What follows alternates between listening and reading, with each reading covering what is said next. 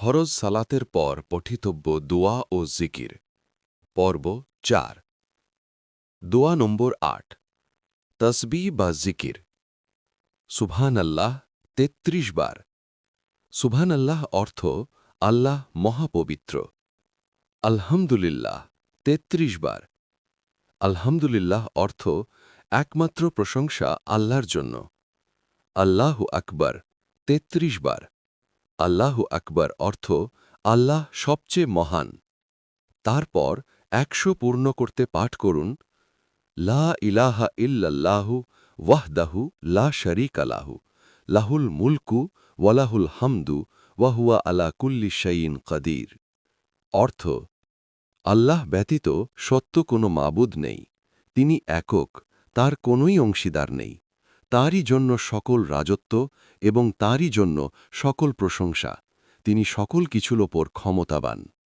ফজিলত রাসূল সাল্লাল্লাহু আলাইহি ওয়াসাল্লাম বলেছেন, যে ব্যক্তি প্রত্যেক সালাতের পর এগুলি পাঠ করবে তার সকল সাগিরা গুনাহ ক্ষমা করে দেওয়া হবে, যদিও তা সমুদ্রের ফেনার সমান হয়। মুসলিম ও মিশকাত হাদিস নম্বর ৯৯৬। দুয়া নম্বর ৯ ঋণ মুক্তি ও অভাব দূর করার দুয়া। আল্লাহুম্মাকফিনি বি হালালিকা আন হারামিকা ওয়া আগনিনি বিফাদলিকা আম্মান সিওয়াকা। অর্থ হে আল্লাহ, আমাকে আপনার হালাল রিজিকের মাধ্যমে হারাম থেকে রক্ষা করুন এবং আপনার অনুগ্রহের মাধ্যমে আপনি ছাড়া অন্য সবার থেকে আমাকে অমুখাপেক্ষী বা ধনী করে দিন। ফজিলত এটি নিয়মিত পাঠ করলে পাহাড় সমান ঋণ থাকলেও আল্লাহ তা পরিশোধের ব্যবস্থা করে দেন। তিরমিজি ও মিশকাত হাদিস নম্বর ২৪৪৪।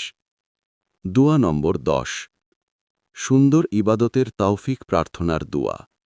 আল্লাহুম্মা আইন্নি আলা জিকরিকা ওয়া শুকরিকা ওয়া হুসনি ইবাদাতিকা।